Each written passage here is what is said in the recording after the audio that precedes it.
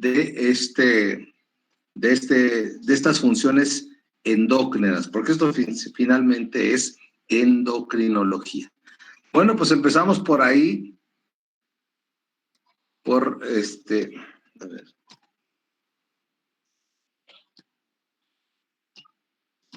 Empezamos acá arriba, no se alcanza a ver bien, pero ahí arribita vamos a tener la hipófisis conectada con el hipotálamo, ¿no? Recuerden ustedes que la hipófisis es una prolongación del diencéfalo. Aquí vamos a ver si lo puedo poner acá un poquito mejor.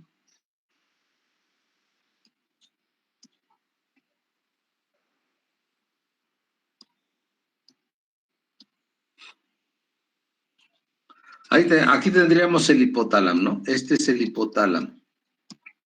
Y el hipotálamo produce las hormonas liberadoras de gonadotropinas, que ahí está en inglés, GnRH,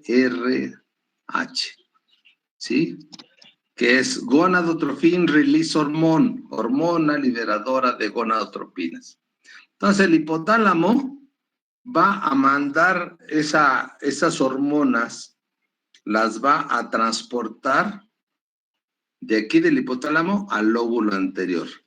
¿Por dónde van a llegar? ¿Cuál va a ser la vía por la cual estas hormonas liberadoras van a llegar al lóbulo anterior? Bueno, pues va a ser precisamente a través de un sistema, que es el sistema porta-hipofisiario. ¿Sí? Porta-hipofisiario. Es un sistema vascular que conecta al hipotálamo con el lóbulo anterior o adenohipófisis.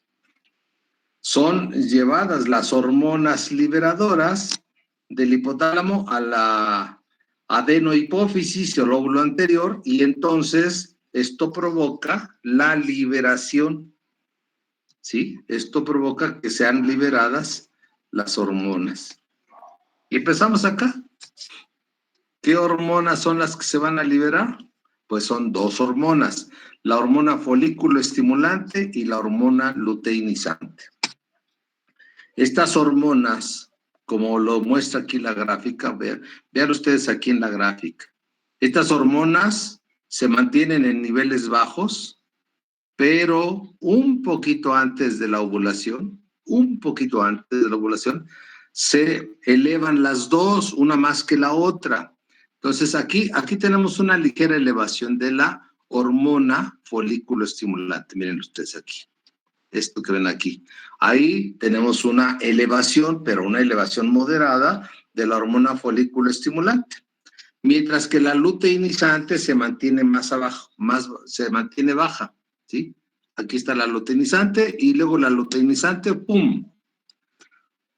1 o 2 días antes de la ovulación produce un pico elevado, aunque también hay un pico de esta menor. Poco antes de la ovulación, las dos aumentan de manera importante. Y luego después vuelven a bajar los niveles de las dos hormonas. Se mantienen ya bajos. ¿Qué es lo que ocurre aquí? Bueno, tenemos primero que la que está aquí aumentadita, que es la folículo estimulante, esta hormona, el nombre nos dice folículo estimulante. Es una hormona que va a estimular al folículo para que éste empiece a crecer. Y aquí lo estamos viendo, ¿sí? Aquí estamos viendo cómo la hormona folículo estimulante, como lo dice el nombre, estimula al folículo, ese folículo empieza a crecer y luego cuando ya está maduro, ¿sí? Cuando ya está a punto de reventar, es cuando aumenta más la luteinizante. Ahí vemos el pico de la luteinizante, que es la que, podríamos decir que es la hormona responsable de la ruptura del folículo. Ahí vemos cómo se rompe el folículo y es liberado el ovocito. Y después de esto, pues sigue habiendo acá hormona luteinizante, pero vean, ya muy poquita, pero esta actúa sobre el folículo roto y hace que se forme el cuerpo amarillo o cuerpo lúteo. Cuerpo amarillo o cuerpo lúteo.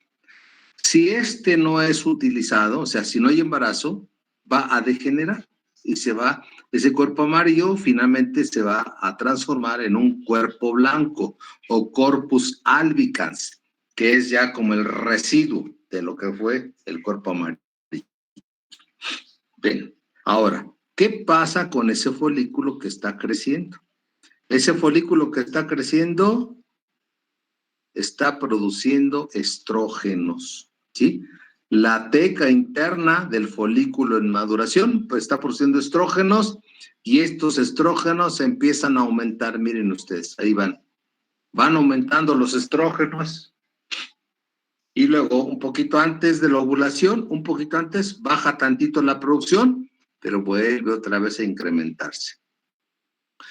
Pero la progesterona se mantiene baja en los primeros 14 días y luego de la ovulación, ¡fum!, sube más y se produce más progesterona que estrógenos. Aunque hay los dos, hay estrógeno y progesterona. No hay embarazo y entonces viene el descenso. Bajan estrógenos y progesterona. Estos cambios en los niveles hormonales en la sangre tienen efecto también sobre el ciclo endometrial. Y entonces, por ejemplo, aquí cuando vemos aquí, en este punto, ahí estamos viendo cómo estrógenos y progesterona se fueron para abajo, ¡pum!, bajó la producción, ¿sí? ¿Qué provoca esto en el endometrio?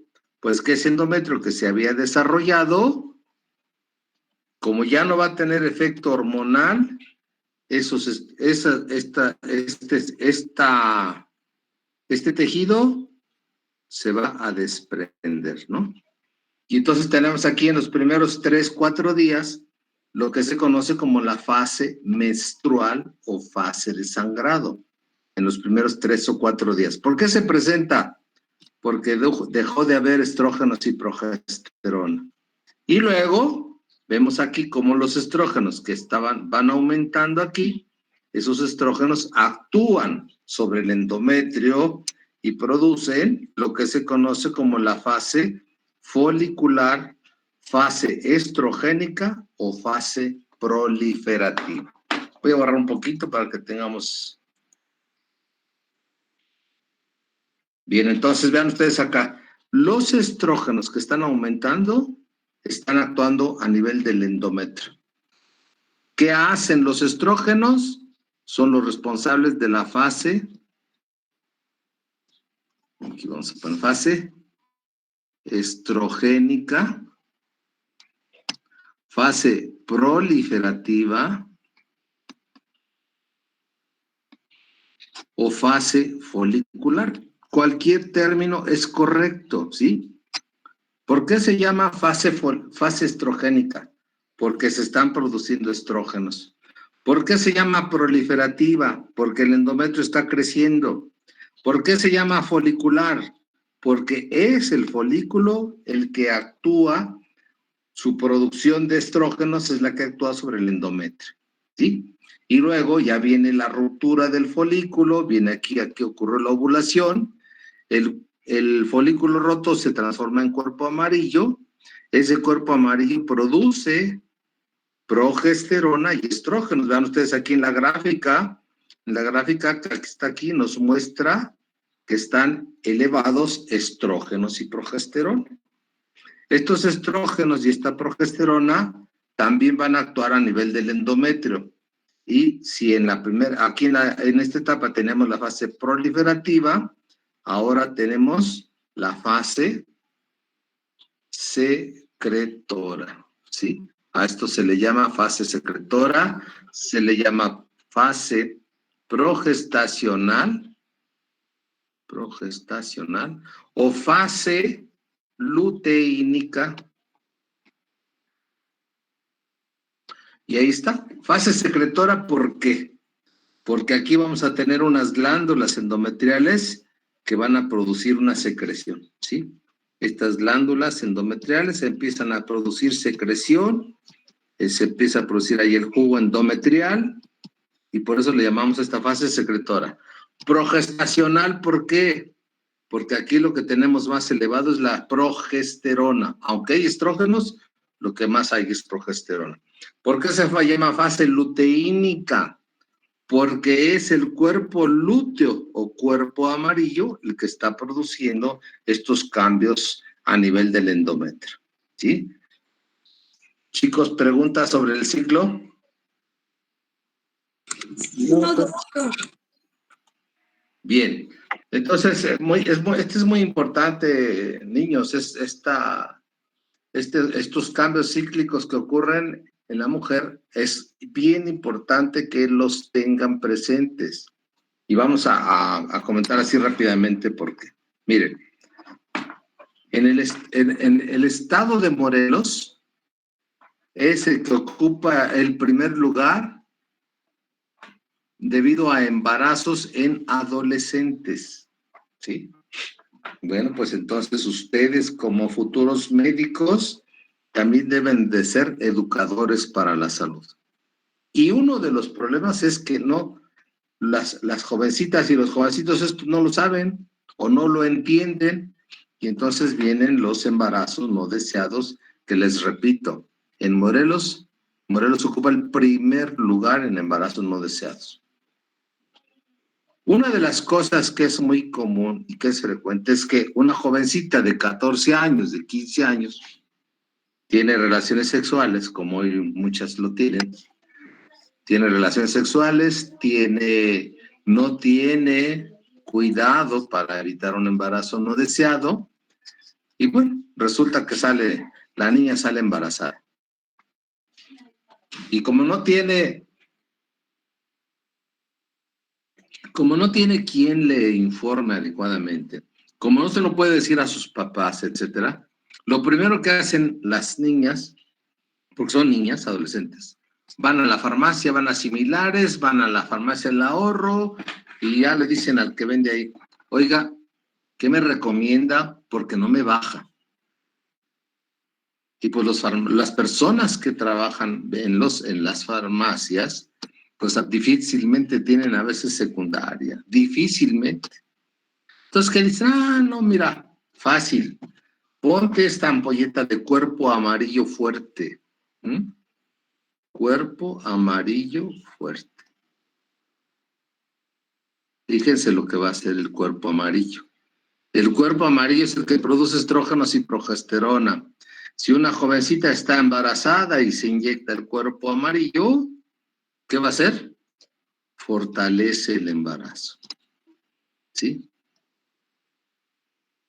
Así es que se los comento porque miren, esto es el pan de cada día en todo el país, pero más ahorita, pues Morelos ocupamos el primer lugar.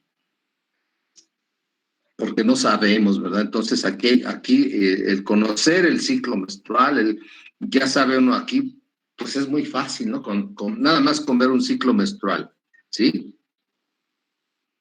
3 días antes y 3 días después, evitar las relaciones sexuales. Si sabemos que es un ciclo, si la jovencita tiene unos ciclos menstruales regulares y que ella puede calcular la fecha probable de ovulación y la fecha probable en que puede ser fecundada, bueno, pues nada más con la abstinencia 3 antes y 3 después, ya eso es un apoyo. Y luego están pues todos los productos que ya sabemos, el uso de condones, los hormonales, los anovulatorios, ¿verdad? Para evitar embarazos no deseados. Entonces, vamos a pasar a la siguiente. Bien, y aquí tenemos, esto es muy similar al otro, está representado de otra manera, pero es exactamente lo mismo, ¿no? Es exactamente lo mismo. Vean ustedes acá, las flechas nos indican la cantidad de hormona que se produce. Y entonces ustedes vean acá, las que están aquí, las líneas están aquí en negro. ¿Qué representa eso? La producción de la hormona folículo estimulante, que como ven ustedes al principio es muy fuerte la producción y luego va disminuyendo. ¿Qué hace la folículo estimulante? El nombre lo dice, estimula al folículo. ¿Y el folículo cómo responde? Creciendo, ¿sí? Creciendo. A ver, aquí vemos cómo el folículo va creciendo hasta que ya está maduro. Y la hormona luteinizante, que al principio era bajita, ¿verdad? Aquí vean ustedes, la luteinizante era poquita, luego aumentó un poco más, y aquí ya la vemos que aumentó más. La luteinizante es la que va a hacer que se reviente el folículo, que madure el folículo, y es cuando tenemos en este momento la ovulación. No se ve. Aquí tenemos la ovulación. Ahí está la ovulación al 14º día. Después de la ovulación se sigue produciendo folículo estimulante y luteinizante, pero más luteinizante que folículo estimulante. Y el folículo que se rompió se transforma en un cuerpo amarillo, y ese cuerpo amarillo es el que va a producir grandes cantidades de estrógenos y progesterona. Vean ustedes ahí cómo sube los niveles de las dos hormonas, ¿sí? Estrógenos y progesterona suben, no hay embarazo, esto se va a atrofiar para formar el cuerpo blanco. Y aquí tenemos otra vez ahí representados en una gráfica los estrógenos como van, a ver, vamos a ver, aquí en blanco, a ver si se ve.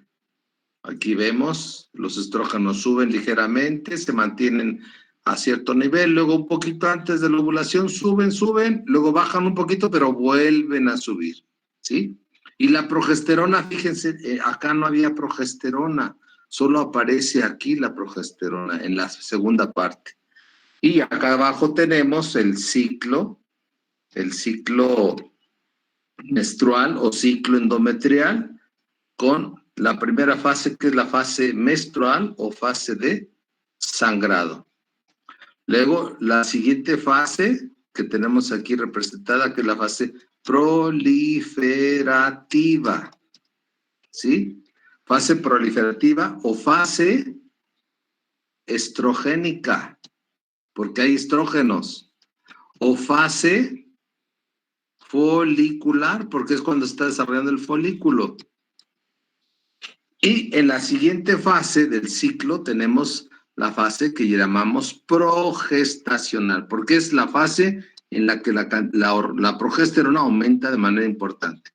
Fase progestacional, también se le llama fase secretora, recuerden por qué, porque las glándulas endometriales secretan, y también le llamamos fase luteínica, porque es provocada por el cuerpo lúteo que produce estas hormonas. Espero que sí les haya quedado claro esto del ciclo menstrual, ciclo endometrial. Ahí está, no sé por qué la pusimos. Ya me acordé. Bien, entonces vamos ahora aquí a ver lo que es un nervio espinal. ¿Cómo se forma un nervio espinal? ¿Dónde está la médula espinal? Y porque aquí vamos a hablar un poquito del bloqueo peridural o epidural. Ya una vez que veamos la inervación del útero, vamos a entender muy bien por qué un bloqueo peridural no inhibe las contracciones uterinas, que eso es bien importante. Entonces acá, primero vamos a recordar las capas que vamos a ver aquí. Lo primero que tenemos aquí es el periósteo. Luego tenemos un espacio. Aquí ven ustedes entre el periósteo y la dura madre. Entre periósteo y dura madre. Ahí tenemos un espacio que es el espacio epidural. O peridural. Cualquiera de los dos nombres es correcto. Sí, espacio epidural o peridural. ¿Qué hay en ese espacio? En este espacio que tenemos aquí, repito, entre el periósteo y la dura madre, ahí vamos a tener tejido adiposo. Vamos a tener tejido adiposo, plexos venosos,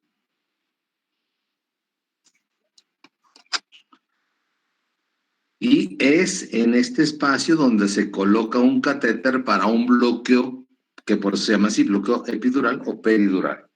Luego, ¿qué sigue después de este espacio? Ahora ahí sigue la dura madre, que es la envoltura meningia más externa. Dura madre y luego pegada a la dura madre, la aracnoides. Aracnoides. Y entre la aracnoides y la pía madre, entre aracnoides y pía madre, entre estas dos vamos a tener otro espacio que es el espacio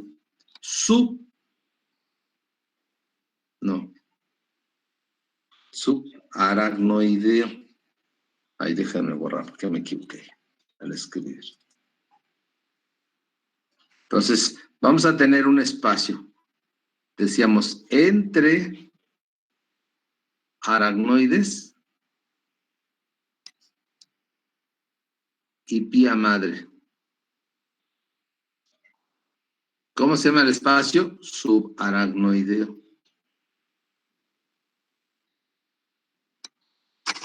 ¿Qué hay ahí? Líquido cefalorraquídeo. Bien, entonces vamos a la siguiente. Y vean ustedes, ahí está cómo se hace la punción. Aquí, en este caso, vamos a explicar. Hay dos tipos de punciones lumbares, ¿sí? Esta que se muestra aquí en el esquema es una punción lumbar para obtener líquido cefalorraquídeo. Ya habían comentado con la doctora que la médula espinal solo llega hasta L1. Aquí ya sería L2, L3 y L4. Y, o sea, de L2 para abajo ya no hay médula espinal, solo está la cauda equina. Y entonces aquí, por ejemplo, aquí se está haciendo la punción. Vean ustedes cómo se pone a la pacientita en decúbito lateral derecho, ¿sí? Ahí está, se ven las vértebras lumbares y ahí están haciendo la punción entre L3 y L4, ¿no? Que es el sitio de elección para estas punciones. Entre L3 y L4, y se utiliza, como ven ustedes ahí, una aguja delgadita que va a atravesar el ligamento amarillo, un ligamento que está en la columna vertebral. Se perfora el ligamento amarillo, se perfora la dura madre y se llega al espacio subaracnoideo y se obtiene líquido cefalorraquídeo. ¿Para qué? Bueno, yo voy a necesitar un líquido cefalorraquídeo para diagnóstico, ¿sí? ¿Qué se hace? Un estudio citoquímico del líquido. Vamos a estudiar el líquido que está ahí. Vamos a ver la cantidad de glucosa, las proteínas, si tiene eritrocitos, si tiene polimorfonucleares, etcétera, ¿no? Y la otra razón que podemos hacer esta función lumbar para llegar al espacio subaracnoideo es llegar ahí al espacio subaracnoideo y de manera directa vamos a inyectar el anestésico en el espacio subaracnoideo. Esto se hace cuando queremos hacer una intervención quirúrgica rápida. Ejemplo, un legrado uterino instrumental. Una pacientita que llegó ya con un aborto incompleto, que le quedaron ahí residuos de placenta y que sigue sangrando. Le ponemos un poquito de anestesia, ¿verdad? Un bloqueo. Esto se llama raquianestesia. Pasamos el anestésico, nos va a durar poco tiempo el efecto, se pasa al quirófano, se hace el legrado uterino instrumental y en 20-30 minutos ya se termina el procedimiento y ya fue suficiente, ¿no? Ahora vamos a ver la otra. No. Bueno, no tengo la otra, pero espérame tantito.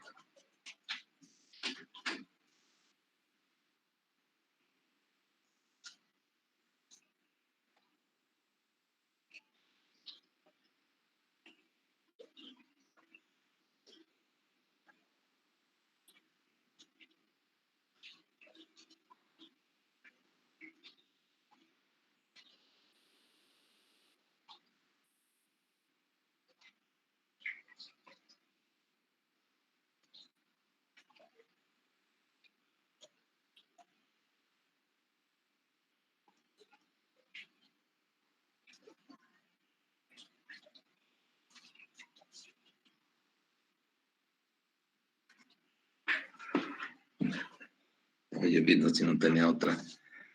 Déjenme ver si encuentro. Descartar. Ahorita nos vamos acá.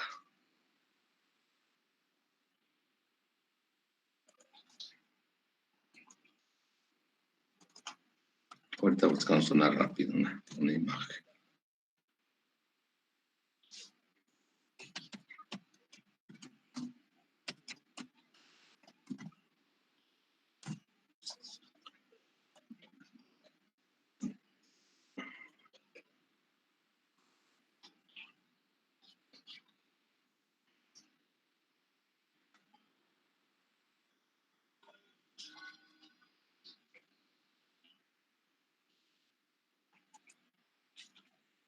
Bueno, ahí tenemos una imagen sencillita, pero que nos permite ver la diferencia entre lo que hace rato decíamos, ¿no? Una punción lumbar para obtener líquido cefalorraquídeo, para corroborar un diagnóstico o para infiltrar anestésico para un procedimiento quirúrgico rápido, ¿no? Aquí le llaman anestesia espinal, es lo mismo. Raquianestesia, anestesia espinal, en fin. Vean ustedes cómo hay la aguja es delgadita, la aguja atraviesa el ligamento amarillo, llega, perfora la dura madre y es en el espacio subaracnoideo donde se deja el anestésico. Y la anestesia epidural o bloqueo peridural, ¿sí? Aquí estamos viendo que se utiliza una aguja pues de mayor calibre, pues una agujita que nos va a permitir pasar por esa aguja el catéter. Y entonces vemos cómo se introduce la aguja y luego se va a introducir el catéter, pero fíjense bien, no es en el espacio subaracnoideo, es en el espacio peridural o epidural. Entre el periósteo y la dura madre, ahí vamos a colocar el catéter. Y ya que está el catéter en su sitio, sacamos la aguja y el catéter se fija al dorso de la paciente o del paciente, y ya ahí se va a estar pasando el anestésico según las necesidades y la duración del procedimiento quirúrgico. En el caso del bloqueo peridural o epidural, como ven ustedes, el catéter se va a colocar en el espacio peridural, va a tocar las fibras de la caudequina o cola de caballo. Por eso van a ver ustedes que el médico, el anestesiólogo, cuando va a colocar el catéter, le dice al paciente o a la paciente: madre, va a sentir unos calambritos, puede sentir un poco de calambres, sí.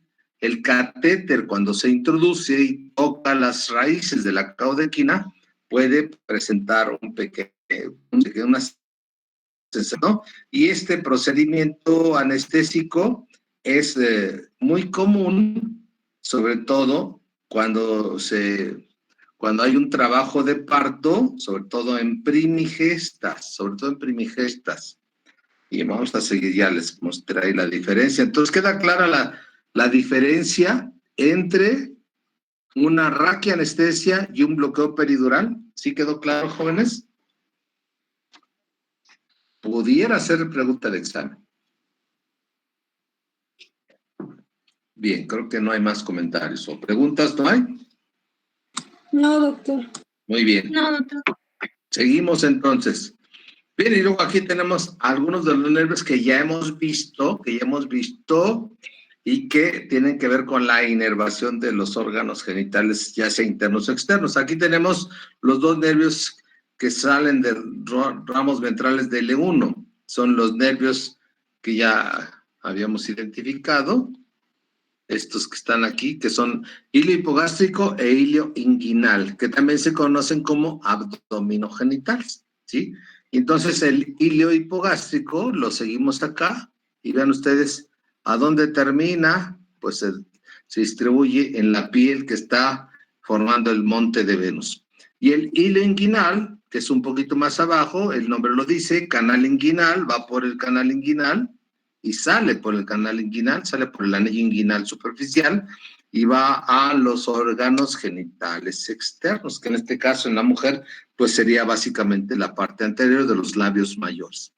Luego tenemos otro nervio que está aquí, que se llama genitocrural o genitofemoral, es el mismo, que se divide en dos ramas, la rama genital o rama crural la rama genital aquí y la rama crural o femoral ahí.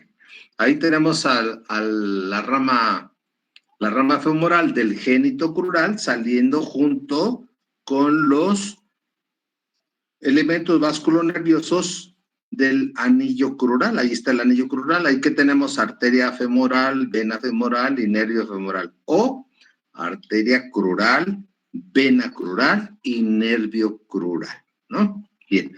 Y este otro, pues este es el fémoro cutáneo externo lateral. Aquí le llaman cutáneo lateral, es el mismo. Fémoro cutáneo externo o lateral. Bueno, seguimos por acá. Bueno, esta es pues algún detalle de cómo se disponen las arterias en el útero. O sea, ya vimos que el útero tiene cambios debido a los niveles hormonales. Y dentro de esos cambios, pues tenemos precisamente lo que ocurre con la vascularización del endometrio. Entonces aquí van a ver ustedes que aquí estamos viendo, todo esto es el endometrio y en ese endometrio, bueno, pues está por dentro del miometrio. Ahí estarían las paredes musculares del útero. Y ya vimos pues vemos que la arteria uterina, que es una rama de la ilíaca interna hipogástrica, va a dar primero unas ramitas así, que van a ir en los bordes laterales de los úteros, que son estas que ven aquí también de este lado, las arterias arcuatas o arqueadas, ¿sí? Hay arterias arqueadas o arcuatas. Y de estas arterias arcuatas o arqueadas salen las arterias radiales miometriales, ¿sí? Que son las arterias como los rayos de una bicicleta, por eso se llaman arterias radiales y se llaman radiales miometriales, porque van a ir en el espesor del músculo uterino, arterias radiales miometriales. Y luego de las arterias radiales miometriales vamos a tener que estas arterias se ramifican, y aquí vamos a tener estas que están aquí hasta aquí, son las arterias rectas, y estas son las arterias espirales, miren ustedes. Entonces, precisamente dentro de los cambios hormonales, o el efecto de estrógenos y progesterona provoca que se desarrollen estas arterias y se hagan más espirales. Y luego ya tenemos de las arterias espirales que están ya en el endometrio, vamos a tener ya las arterias endometriales y anastomosándose con las venas, pero además aquí, observen ustedes esto, hay lagos venosos que permiten precisamente que el endometrio sea un tejido ricamente vascularizado, ¿no? Y si esto que se prepara cada mes, esto se prepara para recibir a un huevo, para recibir a un cigoto, si no se ocupa aquí a nivel de la base de estas arterias, se produce vasoconstricción, se produce la necrosis del tejido y la descamación, ¿no? Esto ocurre cada 28 o 30 días. Y aquí vemos lagos venosos, que les repito, ¿son para qué? Para que haya una suficiente cantidad de sangre si es que hay embarazo y que el cigoto llegue a la cavidad uterina y se pueda implantar y pueda seguirse nutriendo. Pasamos a la siguiente. Bueno, ya terminamos esta, vamos a ver la que sigue.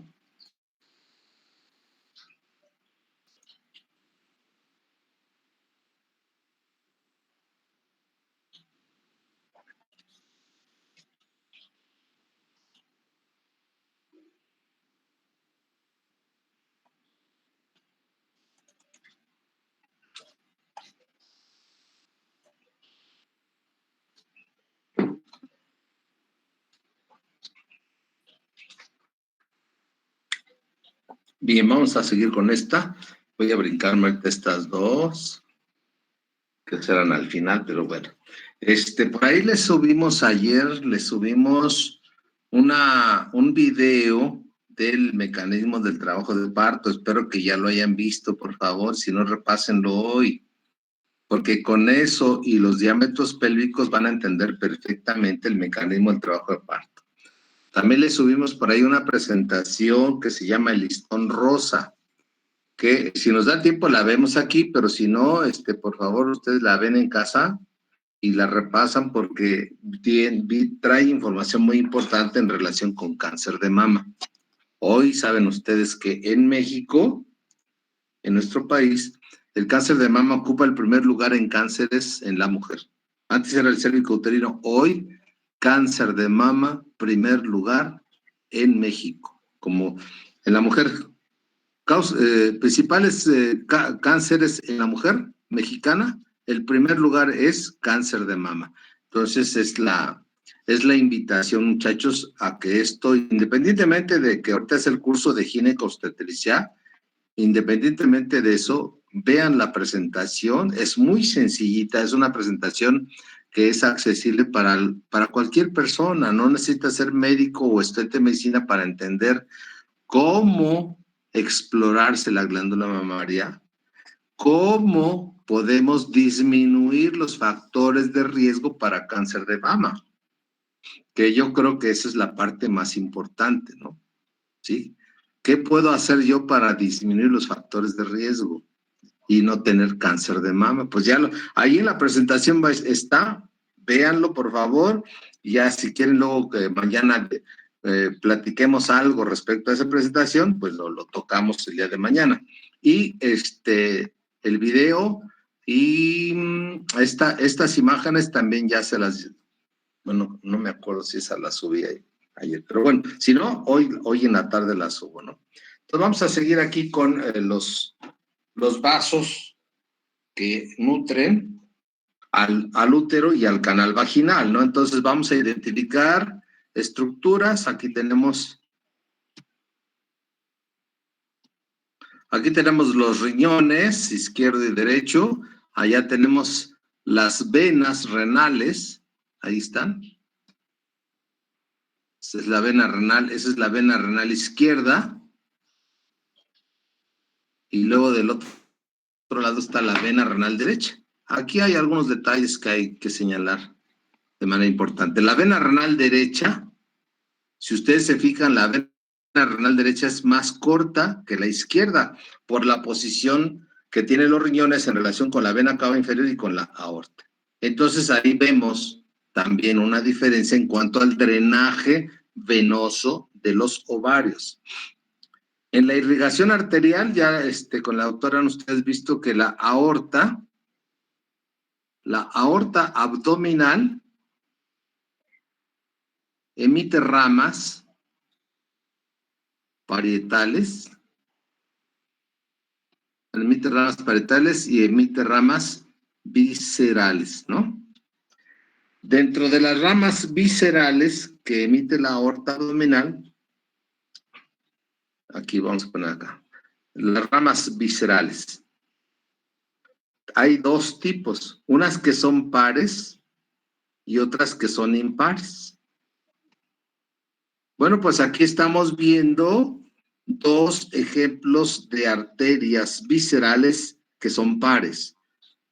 Una que está aquí casi oculta, no se alcanza a ver bien, pero ahí están las arterias renales. Son dos, una izquierda y una derecha. Y son pares y son viscerales porque ¿a qué víscera van? A los riñones. Y son dos, una del lado izquierdo y otra del lado derecho. Y luego tenemos estas dos que están aquí, que son las arterias ováricas o arterias genitales o arterias gonadales. Son dos y son ramas viscerales y son ramas pares de la aorta abdominal. Viscerales porque van a una estructura visceral que es el ovario. Pares porque son dos, una izquierda y una derecha. Una va al ovario izquierdo y otra va al ovario derecho.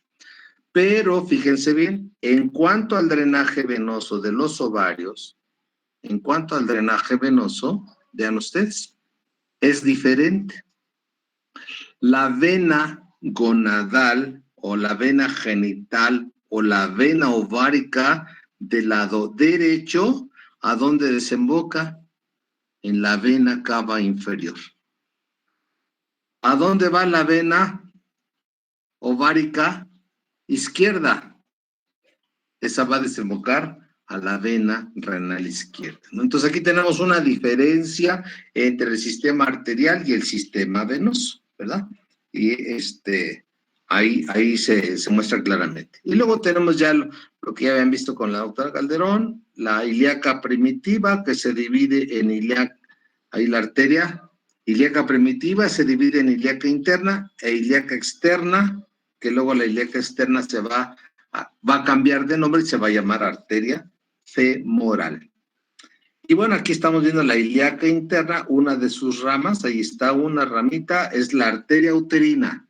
Otra arteria, la vaginal. Ahí están las dos arterias, la uterina y la vaginal, y la uterina cruzándose con el uréter, lo que ya les comentaba la doctora.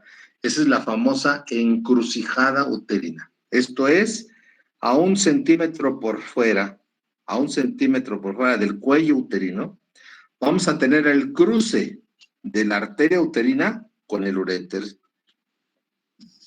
Esta es una relación anatómica muy importante que debe tener presente siempre el cirujano general y el ginecobstetra, que son los que más se encargan de hacer histerectomías, ¿no? Por ejemplo, una histerectomía, como la que les decía la doctora, una histerectomía de urgencia por un útero de Cuvalier, pues eso lo hace un cirujano general, ¿no? O un ginecobstetra.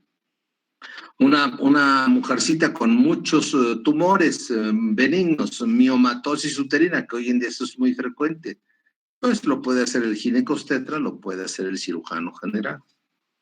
¿Qué tienen que hacer? Bueno, pues tienen que hacer una muy buena disección de los vasos uterinos y dejarlos separados del uréter, para que no, a la hora de que se haga la ligadura, pues se tienen que ligar los vasos uterinos de ambos lados, se ligan los vasos, tanto arteria como vena, se ligan los vasos uterinos, se van a ligar, se van a hacer buenos nudos ahí, y se trata de que se cercioren de que no están agarrando al uréter para que no haya una iatrogenia ahí y dejen una obstrucción ureteral, ¿no? Entonces, bien importante ese punto, la encrucijada uterina. Luego tenemos la arteria ilíaca interna o hipogástrica. Aquí vean ustedes, otra vez, acá la aorta se divide. Esta es la ilíaca externa y esta es la ilíaca interna o hipogástrica. Y de aquí, entonces, la ilíaca interna o hipogástrica va a tener una división posterior y una división anterior. Estos se ramifican en dos. Una división posterior y una división anterior. Y de aquí, de la división posterior, vamos a ver que va una arteria para allá, la sacra media, y para acá van las arterias glúteas. Y la ilíaca interna aquí nos va a dar, igual que la aorta, nos va a dar ramas parietales y ramas viscerales. Entonces, acá tenemos esta que ven ustedes aquí, es la arteria obturatriz, ¿sí? Va al agujero obturado y va al músculo obturador. Enseguida tenemos a la arteria umbilical. Esta arteria umbilical, en todo su demás trayecto que ven ustedes aquí, esta arteria umbilical se cierra, se oblitera al nacimiento. Por ahí la doctora les comentó que el cordón umbilical, vamos a ponerlo aquí, el cordón umbilical está formado por una vena, que la estoy poniendo en rojo porque es, ya dejó de ver. ¿Siguen viendo la imagen, chicos? Parece que se corta. Sí, sí se ve. Sí se ve. Ya es que acá se me había borrado la imagen, pero ya. Bien, entonces lo pongo en rojo porque lleva sangre venosa. Entonces tenemos que en el cordón umbilical hay 2 arterias con sangre venosa y una vena con sangre arterial, ¿no? Eso es bien importante cuando ustedes ya estén viendo ahí trabajo de parto, cuando estén viendo ya que un bebé nace y que hay que ligar el cordón umbilical. Bueno, pues ese cordón umbilical se pinza, se liga, se corta, y estos vasos sanguíneos pues van a dejar de funcionar y van a dejar cordones fibrosos, que es lo que estamos viendo aquí, ¿no?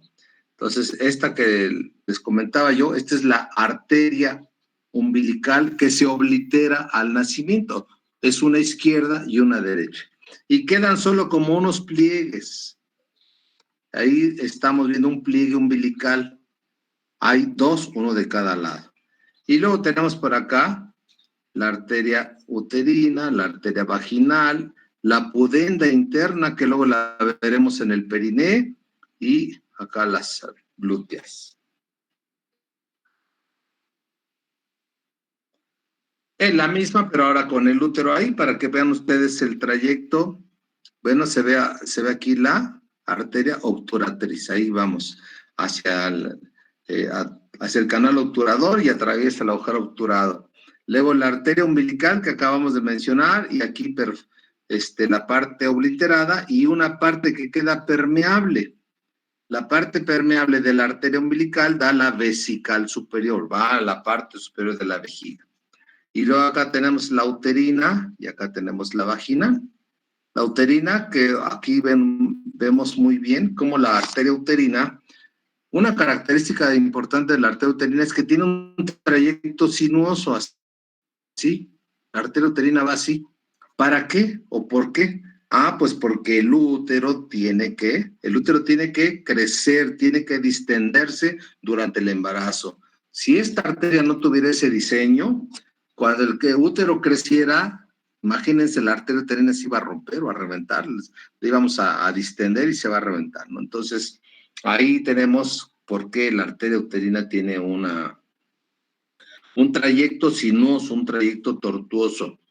Y vemos el cruce, ahí volvemos a ver el cruce de la arteria uterina, ahí está, claramente se ve, la arteria uterina con el uréter, ahí está, el cruce, muy cerquita del cuello uterino. Luego acá tenemos esta que ven ustedes acá, esta es la vesical inferior. Y esta que vemos acá, ahí va la arteria pudenda interna, que da ramas al esfínter externo del ano y se dirige a la región pudenda. Luego acá tenemos la ilíaca interna. Déjame ver aquí, es que me está faltando una. Porque no abrí la que tenía que ser.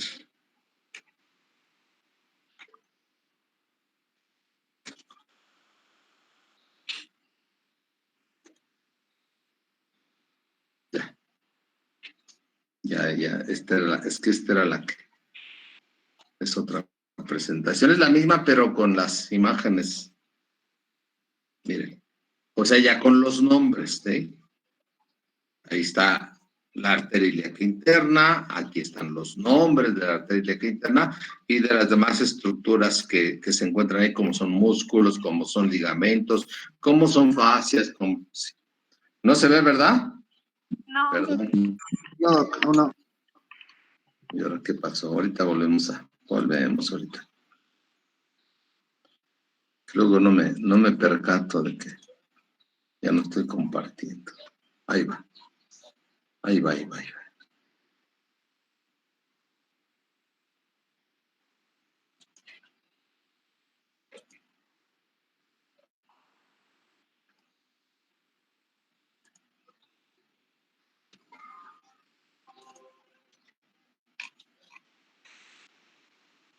Que es la otra. Ya, ahora sí. Entonces vamos a regresar a esta.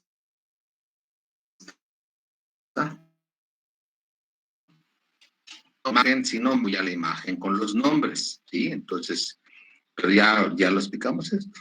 Igual acá tenemos la arteria ilíaca interna o hipogástrica y las ramas tanto parietales como viscerales. Por ejemplo, la arteria obturatriz es una rama parietal. La arteria umbilical es una rama visceral. La uterina, visceral. La vaginal, visceral. La vesical superior, visceral. Y la pudenda interna, pues es una rama parietal de la misma ilíaca interna, ¿no? Ah, las glúteas, sí, que la estamos viendo aquí, las arterias glúteas, la superior, la media y la inferior, que está aquí, las marco, para que vean ustedes aquí en negro. Aquí está la glútea superior, la glútea media y la glútea inferior. Son ramas parietales de la ilíaca interna o hipogástrica. Y luego acá abajo, esta que ven ustedes ahí, la pudenda interna. Esa va al periné. Esta también es una rama parietal de la ilíaca interna o hipogástrica. Seguimos acá. Decíamos, estábamos ya viendo esta. Este sigue siendo la arteria ilíaca interna. Desde acá vamos acá con la aorta abdominal, se divide en ilíacas primitivas, ilíaca interna, ilíaca externa, ilíaca interna, ilíaca externa. Y la ilíaca interna, decíamos que ilíaca interna o hipogástrica se divide en tiene una división posterior y tiene una división anterior. Y de la división anterior ya vimos esta que es la obturatriz, que va al agujero obturado, luego a esta que es la que se oblitera el nacimiento y solo queda una parte permeable, es la umbilical, y de aquí sale la vesical superior. Vean ustedes, ahí va la vejiga a la parte superior, vesical superior. Luego tenemos la uterina, ahí está la uterina y ahí está la encrucijada. Luego abajo de la uterina está la vaginal. Y abajo de la vaginal, la vesical inferior, ¿no? Va la vejiga, pero por la parte inferior. Luego tenemos acá la pudenda, otra vez ahí la pudenda. Esta pudenda interna, que aquí da sus ramitas hemorroidales o rectales para el esfínter externo del ano. Y bueno, ahí está, es la misma, pero ya ahí con los nombres para que después ustedes lo repasen. Y nos vamos a bueno, aquí la irrigación sobre todo la irrigación del recto, porque ahorita lo vamos a comentar. Esta es la aorta abdominal, esta es la ilíaca primitiva, esta es la ilíaca interna, y la ilíaca externa aquí ya no se ve porque se va para adelante, pero aquí vemos la ilíaca interna, esta es su división posterior, ¿verdad? Y acá la división anterior. Ahí tenemos otra vez la obturatriz, ahí está, la arteria obturatriz. Y ahora la que queremos identificar es esta que está acá arriba. Esta, que es la arteria mesentérica, es la mesentérica inferior, que nace de la aorta abdominal. Ahí tenemos la arteria mesentérica superior y de la mesentérica inferior nace la rectal, esta que ven ustedes aquí, la rectal superior o hemorroidal superior. Hemorroidal o rectal es lo mismo para las paredes del recto. Y la pudenda que ven ustedes aquí viene la pudenda, va por el canal de Alcock y llega hasta la parte inferior del recto. Esta va a dar las rectales inferiores o hemorroidales inferiores. Y aparte tenemos de la ilíaca interna la hemorroidal media. Entonces el recto tiene las las arterias rectales, que son 3. Superior, media e inferior, ¿no? Ahí están las 3 arterias rectales. Repito, la rectal superior, ¿de dónde nace? De la mesentérica inferior. La rectal media, ¿de dónde nace? De la ilíaca interna o hipogástrica. Y la rectal inferior, ¿de dónde nace? De la pudenda interna. Y la pudenda interna es de la ilíaca interna. Bien, entonces vamos a la siguiente. Bueno, ahí está la misma con los nombres. Ya. Como que de repente se fue la imagen. Y aquí tenemos el drenaje venoso. Ahorita les voy a explicar por qué es importante el drenaje venoso del recto, sobre todo en la mujer embarazada. Ahí es a lo que vamos ahorita. Entonces tenemos acá la vena cava inferior. Esta es la vena ilíaca primitiva. Esta es la vena ilíaca externa. Y esta que ven ustedes aquí, esta es la vena ilíaca interna o hipogástrica. ¿Sí? Ahora estamos viendo el sistema venoso. Esta es la vena ilíaca interna o hipogástrica. Y aquí estamos viendo el drenaje venoso del recto. ¿Sí? Lo que ven ustedes ahí es el recto. Y entonces vean ustedes, las venas de la parte superior del recto, ¿sí? Que serían las venas rectales superiores o hemorroidales superiores, ¿a dónde van? A la vena mesentérica inferior. Luego, las venas hemorroidales medias, véanlas aquí. Aquí están las venas hemorroidales medias, ¿a dónde van? A la ilíaca interna o hipogástrica, y la ilíaca interna a la ilíaca primitiva, y la ilíaca primitiva a la vena cava inferior. Y tenemos hasta abajo, acá, las venas hemorroidales inferiores o rectales inferiores. ¿A dónde van? A la pudenda. ¿Y la pudenda a dónde va? A la ilíaca interna. Y la ilíaca interna otra vez a la ilíaca primitiva. Bueno, aquí tenemos algo que es muy frecuente, que es durante el embarazo. Durante el embarazo, esta vena cava, vamos a ponerlo aquí en grande. Esta vena cava va a ser comprimida. ¿Sí? Ahí está. Esta vena cava inferior va a ser comprimida por el tamaño del útero. El útero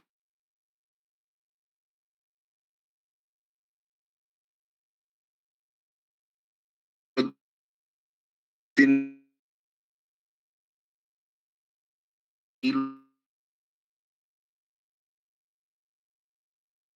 de peso, terminó con el líquido amniótico, la plaza. Entonces esa vena cava inferior va a estar congestionada y entonces se van a congestionar estos plexos venosos que de por sí ven ustedes aquí, de por sí tienen así como pequeñas dilataciones y frecuente en mujeres embarazadas. No en todas, pero sí va a ser muy frecuente. En las mujeres embarazadas aparecen hemorroides, se dilatan las venas es solo mecánico, es una cuestión mecánica nada más. Pero en algunas jovencitas, algunas mujercitas, esta congestión venosa es tan importante que se les desarrollan las hemorroides, que son varices en el recto, se les desarrollan, les causa dolor, les causa ardor, les causa comezón. Hay mujercitas que están embarazadas y tienen que utilizar un cojín así como en forma de dona para poder sentarse y no afectar mucho. Se interrumpe el embarazo, viene el trabajo de parto y ya no hay compresión y esas venas de manera natural otra vez se involucionan y vuelven a estar bien. ¿Qué es importante en estos casos evitar? A ver quién me dice algo. ¿Quién dijo yo? No escuché su pregunta, doctor, perdón. Ajá, sí que, o sea, tenemos una mujercita que está embarazada, que ya está en el 6º mes de embarazo y que empieza a tener problemas en su recto, empieza a tener hemorroides, empieza a tener dolor, comezón, ardor, etcétera. ¿Qué podemos hacer? No vamos a interrumpir el embarazo a los 6 meses, ¿no? Pero ¿qué podemos hacer? A ver, ¿qué se les ocurre?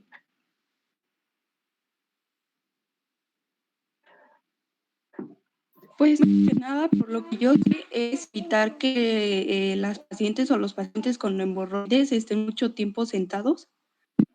Esa es una, exacto. Evitar estar mucho tiempo sentados. Otra. También hay que valorar pues, el peso que tenga la paciente durante el embarazo. Si va a seguir subiendo de peso, causar pues un efecto secundario sobre las hemorroides. Claro, entonces, muy importante eso que acaba de decir Isaac, muy importante vigilar el aumento de peso. Nada, que porque estoy embarazada me voy a comer todo lo que se me antoja, ¿no? Porque entonces va a dar más problemas. Entonces, tiene que haber un control del peso, que no suban mucho de peso. A la hora ¿Qué de más? dormir, que se pongan de cúbito lateral para disminuir la presión de la vena cava. ¿De cúbito lateral izquierdo o derecho, Izquierdo. Axel? Exacto. Le vamos a recomendar a la señora, por favor, cuando se acueste, se va a acostar sobre su lado izquierdo para liberar la compresión de la vena cava inferior, ¿sí? Perfecto. ¿Qué más?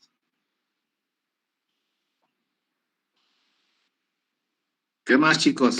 Pues valorar que la paciente no esté llegando a un punto de preeclampsia, ¿no? Porque pues igual el aumento de las presiones va a alterar este tipo de arterias y venas. A ver, otra vez, Isaac, no te alcancé a ir bien. Valorar si la presión arterial de la paciente para pues, no ver que esté llegando a una preeclampsia. Sí, también, correcto. Correcto, hay que valorar la presión arterial, que no vaya a empezar a subirse. Correcto, muy bien. ¿Qué más? También pueden consumir alimentos que tengan suficiente agua y también fibra. Exacto, Isis, exacto. Imagínense una mujercita embarazada y luego que son de esas mujercitas chocantes que no les gustan las verduras, que no les gusta la lechuga, que no les gusta la cebolla y que les dice uno, coman fruta con verdura. No, no, no, no. Yo quiero mi coquita, yo quiero mi hot dog con hartas porquerías, yo quiero mis churrumais y todas esas porquerías, ¿no? Los alimentos que carecen de fibras van a producir estreñimiento. Y luego si la persona no toma agua, pues más todavía. Va al baño la persona y a pujar, y a pujar, y a pujar. Entonces, va a aumentar más las hemorroides, ¿no? Hace rato mi esposa les comentaba de mi hija que tenía miomas uterinos, ya lo operaron, quedó bien, gracias a Dios, pero cuando ella estaba con los miomas, uno de sus problemas era el estreñimiento. Por más que ella, bueno, pues ella siempre ha hecho, ella desde hace mucho tiempo, meses, no años, se toma ella su licuado con nopal, piña, betabel, espinacas, salvado, avena y chía, con tantito jugo de naranja y lo demás es agua. Ese licuado lo hace mi hija desde hace mucho tiempo, diario en la mañana, no falta, diario. Bueno, pues a pesar de las fibras, el estreñimiento seguía. Ahorita pues ya con la cirugía ya esto se compuso, pero ese es un punto bien importante, chicos. Vigilar la alimentación, abundantes líquidos naturales, no Coca-Cola, agua, o incluso agüita de tamarindo, agüita de Jamaica, etcétera. Poca azúcar, o la menor cantidad de azúcar que se pueda. Y fibras, hay que comer lechugas, hay que comer berros, hay que comer espinacas, hay que comer betabel, zanahoria, etcétera, para que la pacientita cuando vaya a obrar no tenga que pujar demasiado y entonces esas hemorroides se dilaten todavía más y pueden hasta sangrar. Hay mujercitas que inician ya con rectorragias, entonces van al baño, pujan, se revienta la hemorroide y hay sangre fresca en la taza del baño. Rectorragias. No esperemos a que llegue a esto, ¿no? Bien, vamos a seguir aquí con esta otra imagen, donde estamos viendo la vascularización de los órganos genitales. Vean ustedes aquí cuántas arterias están llegando para mantener una irrigación, sobre todo muy abundante en el útero, ¿no? Es el útero donde se encuentra una gran cantidad de vasos sanguíneos que se anastomosan unos con los otros. Y bueno, vamos a ver entonces, por acá viene la arteria ovárica. ¿Por dónde llega? Ya lo dijo la doctora Calderón. Esa arteria ovárica llega por el ligamento lumbo-ovárico o infundíbulo pélvico o suspensorio del ovario. ¿Qué lleva ahí? La arteria ovárica, que también se llama, esta arteria ovárica, también le llamamos arteria ovárica o arteria genital o arteria gonadal o gonadal. ¿De dónde nace? De la aorta abdominal, abajito de la renal. Ahí tenemos la arteria, repito, ovárica, gonadal o genital. Rama visceral, rama par de la aorta abdominal. Luego tenemos la arteria uterina. ¿De dónde nace? De la ilíaca interna o hipogástrica. Luego tenemos la vaginal, igual. ¿De dónde nace? De la ilíaca interna o hipogástrica. Y luego tenemos finalmente acá abajo la pudenda interna, que también nace de la ilíaca interna. Entonces vean ustedes cómo se anastomosan unas con otras. Ven, ahí está la pudenda anastomosándose con la vaginal. Y la vaginal anastomosándose con la uterina. Y la uterina aquí con todo su trayecto sinuoso se anastomosa con la, que viene de acá, con la ovárica. Y aquí dan las ramas tubáricas para acá. Entonces, la irrigación que existe para los órganos genitales femeninos es muy abundante. Y bueno, además también aquí complementar lo que ya había comentado la autora en relación a la salpingoclasia o llamada obliteración tubárica bilateral. Por ahí han visto ya en los expedientes que se le realizó una OTB, o es obliteración tubárica bilateral. ¿Qué hacen? Identifican la trompa uterina, hacen la disección, luego le meten la pincita de un lado o de otro y cortan, ¿no? Cortan la trompa uterina. Muchas mujeres no se quieren luego ligar trompa uterina porque dicen que después de eso ya no van a tener hormonas, que se les va a aumentar se les va a adelantar la menopausia, etcétera. Yo quiero que vean ustedes cómo está el sistema vascular de la trompa y de los ovarios. Si se liga acá, las trompas uterinas se ligan a estos vasitos que están acá, pero vean por dónde llega la sangre al ovario, por acá y por acá. Así es que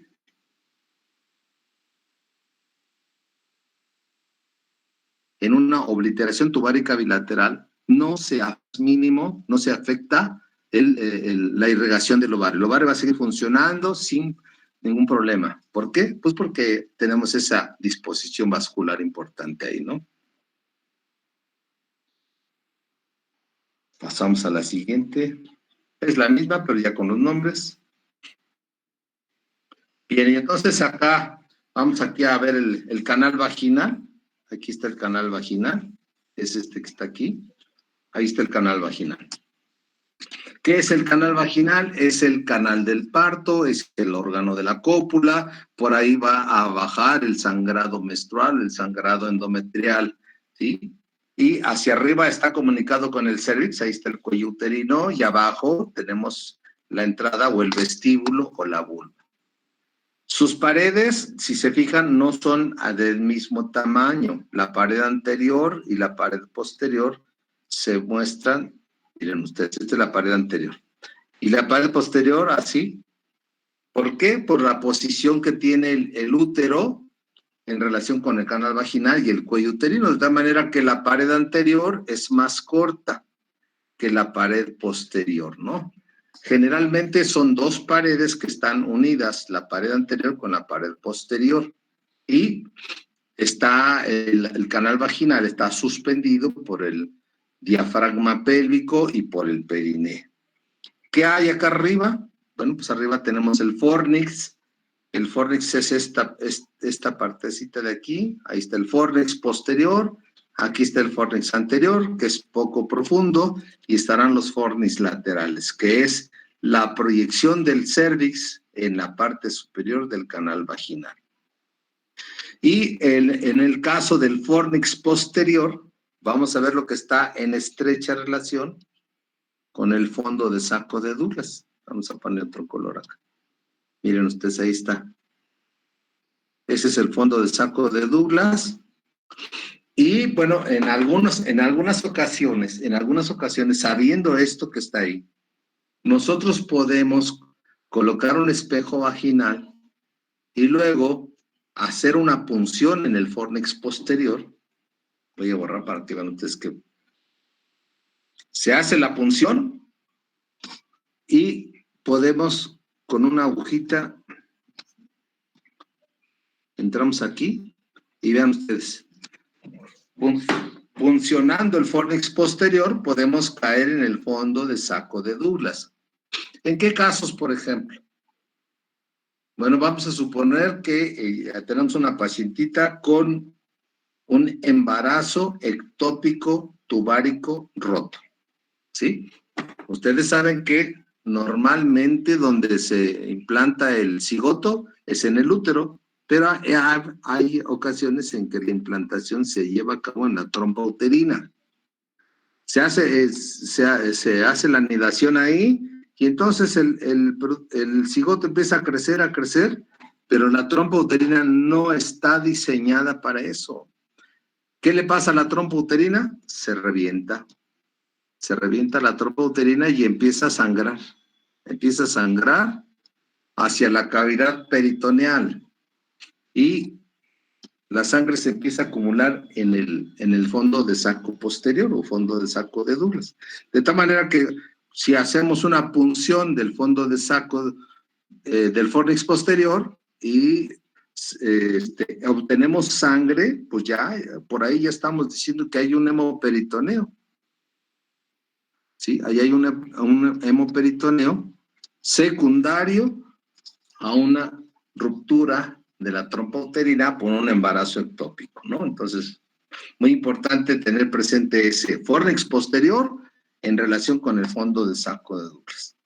¿Qué más vemos? Pues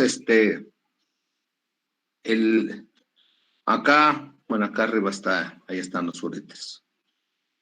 Y el uréter, no, a ver qué. No. Okay.